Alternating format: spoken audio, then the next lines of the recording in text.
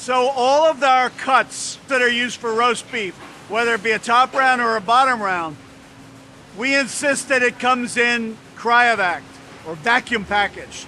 And the reason for that is that we want to wet age our cuts.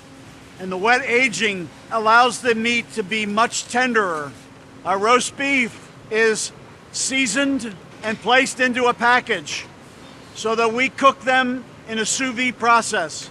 As you can see, the raw top round now is placed onto a rack and will cook in its own juices so that the spices that have been completely coated around that top round will now have a chance to cook deep into the muscle. We slow cook that, very, very slow cook that roast beef.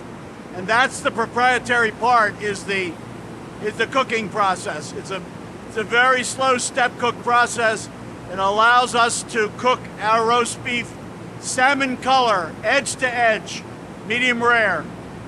In order to maintain that medium rare cook, we chill it immediately after cooking in a brine chill tunnel. And why I say brine chill, it's salt water.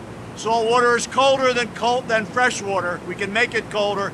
We can stop the cook immediately. It's very much like a chef cooks vegetables and then puts them in ice water when they're just at the right cooking crispness. We do the same thing with our roast beef.